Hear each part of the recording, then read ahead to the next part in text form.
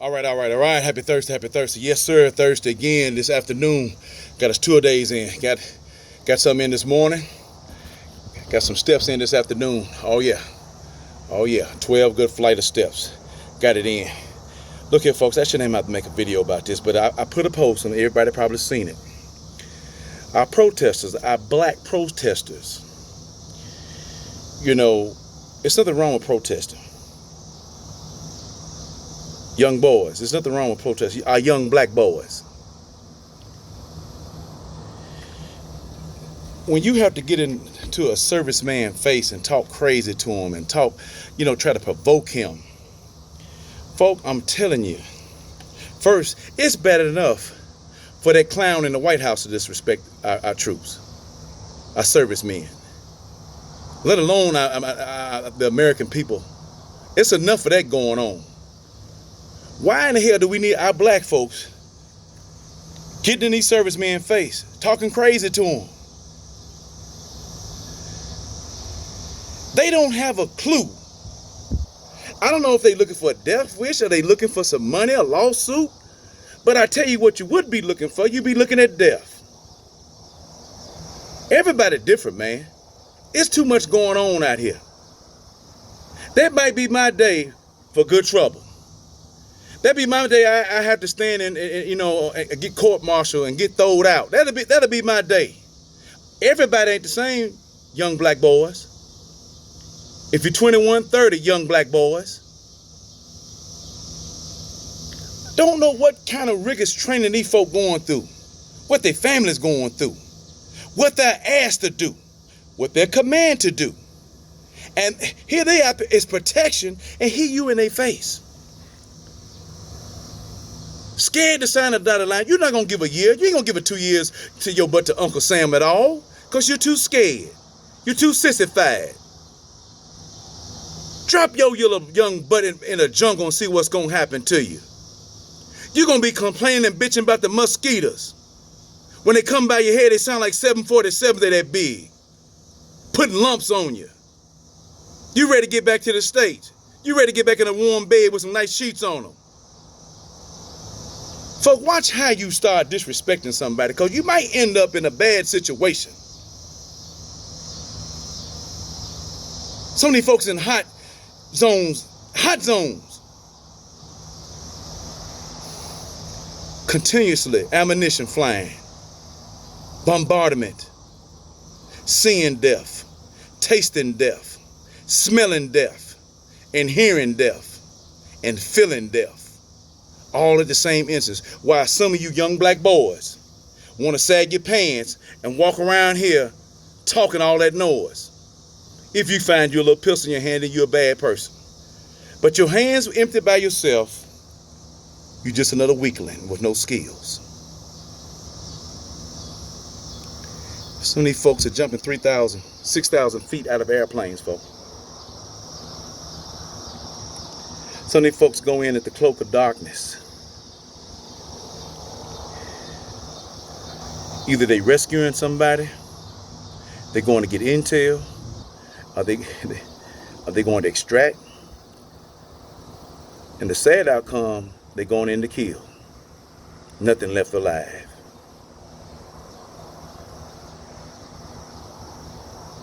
Why are we provoking our servicemen?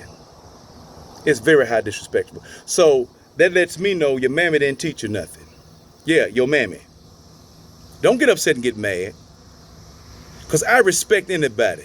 And to get respect, you got to give respect. I'm just maybe glad it wasn't me standing there, because I would have been court-martialed. Somebody said, oh, George, you wouldn't. No. Sometimes, every now and then you got to have an example. Every now and then a fool step up to the occasion to be an example for the next man or the next young boy what not to do. That's because there was no discipline. There was no real man in the home. This is what we have. While we hollering Black Lives Matter, this is what happened to our black men out here. They're feminized. They're weak. And they only think they're strong with a gun in their hand. But the strongest weapon is right here. When are we disrespecting our servicemen and women? who are serving under some hard conditions. Some of them have families, some of them have kids they probably haven't seen in a while. Some of them go, sometimes the way you can get in contact with somebody, and some of you all know this, if death is in a family, is the Red Cross. Sometimes they out of communication range. And all they have is the family that they have at that moment.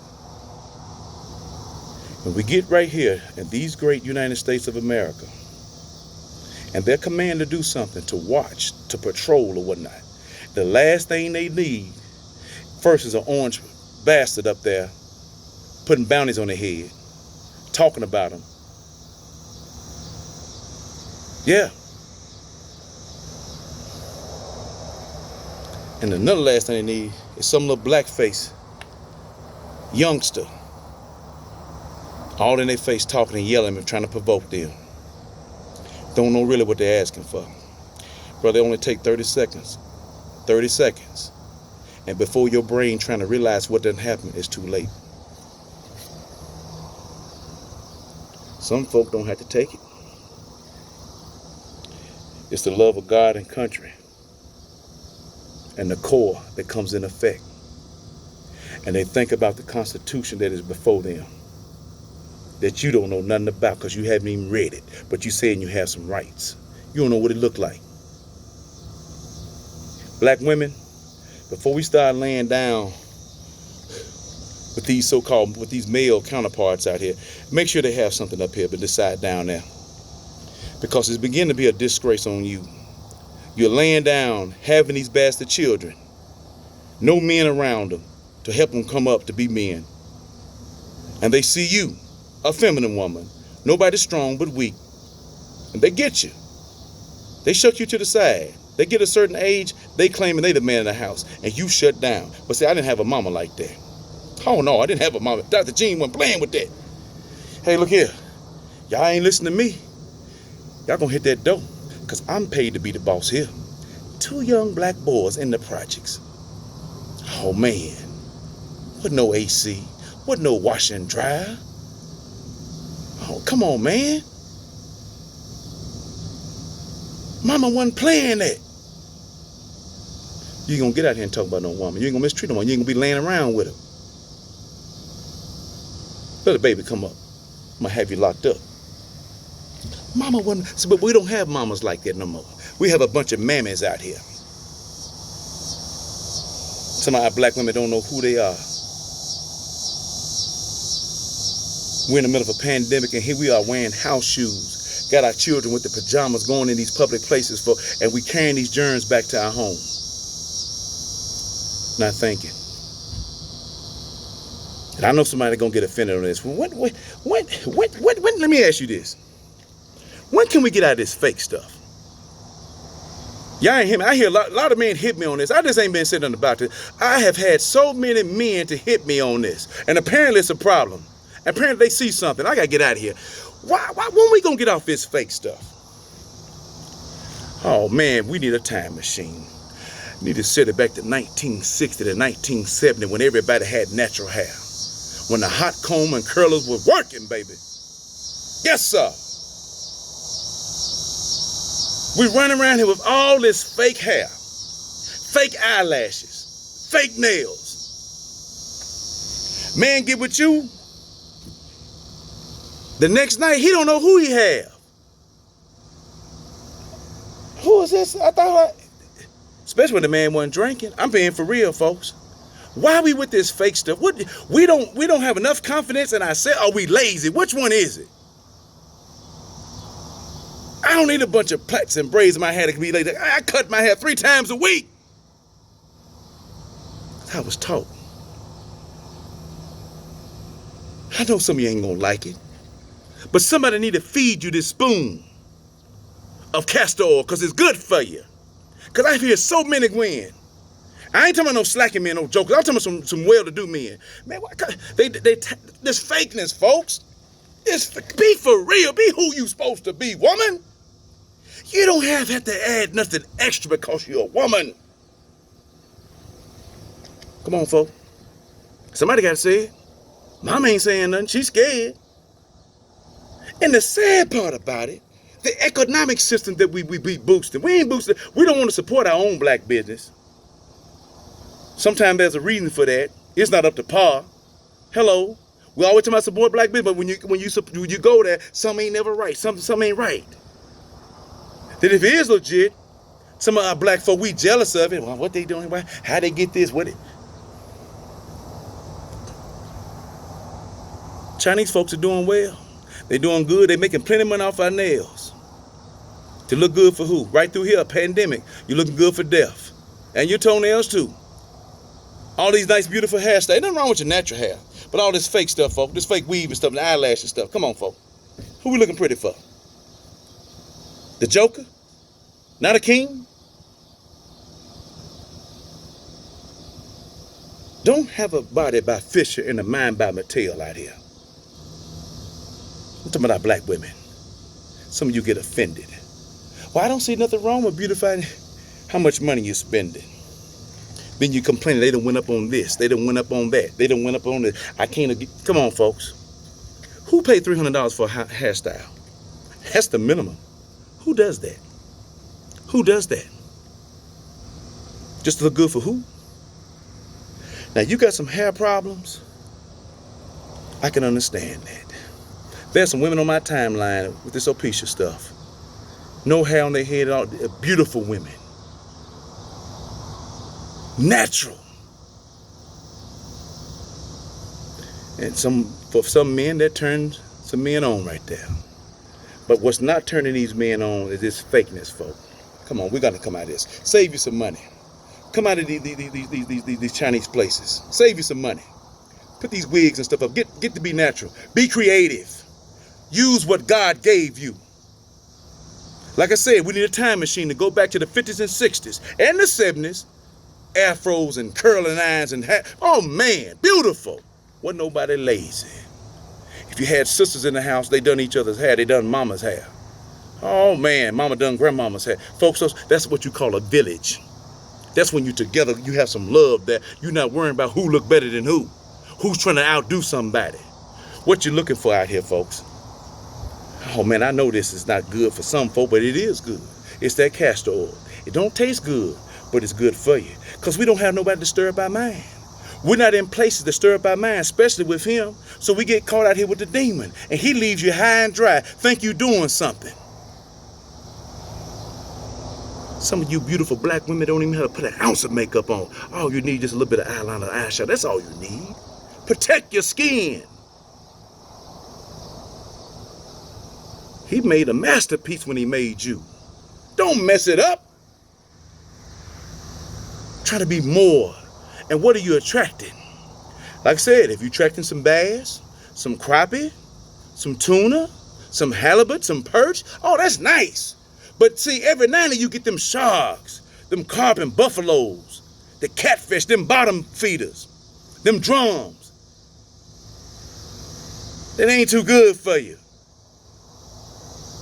That's free, folks. That's free. Black men, stay up out here. It's a struggle not having a dad in the home, and then you don't know. Some of you reacting off the best you know, but see, the bad part is women know what they're getting themselves into, and they don't set you up for greatness. Women have to set the black men up for greatness, and their daughters too. You can't tell your daughter you don't want them out there holding around and you doing the same thing. She's seeing you with Tom, Dick, and Harry and maybe Susan. Come on, folks. We can talk a good game, but we can't walk it. That's what happens when you don't have him. You lost child in the woods. And I'm saying this all out of love because I'm saying it all day long. He says this, my people perish for the lack of knowledge. And I'm saying our black folk are perishing for the lack of knowledge, the lack of parents in the home. Two parents, mom and daddy, king and queen. Remember, you can't have a kingdom without a king or a queen there, folks. There is no in between. Then our black men need to stand up. The orange man in the White House, he got this saying, let's make America great again. Well, this make being a man great again.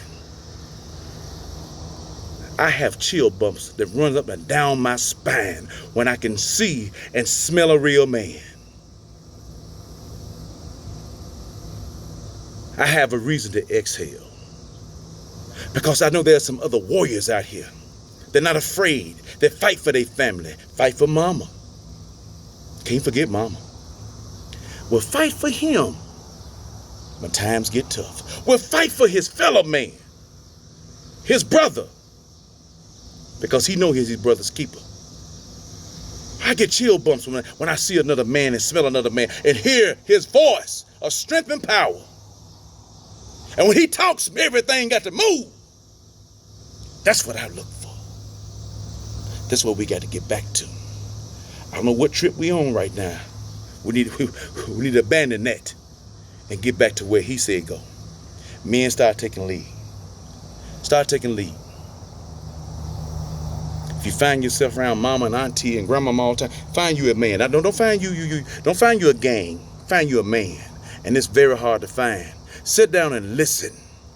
You ain't got to talk too much. Listen. Learn something from these older men who've been out there. Then you won't have no problem like John Lewis, getting in good trouble and standing for something and fighting for something, and most of all, you dying for something. Not no street, not no gang flag, but your reputation and your honor and your bloodline. This is real, folks. This is killing the black folk every day. We need some discipline out here. Young black men, don't get in the serviceman's face and provoke them. It might not be a good outcome. And it also shows your ignorance up here. And folks get to talk about you. But I think we got enough to be talked about besides that. Folks, stay up out here. Let's stand strong. We can do this. Just get with him. Get in this book and get your strength. Get your power. You can't get it nowhere else. No money, no house, no cars, no 50,000 women. Oh man, you got to get in this book. You got to have to humble yourself. You don't have to stay weak and pitiful. This book makes you strong. Make you doable. So when good trouble comes, you can be able to stand and not feel ashamed. Stay up out here, folks. Until next time.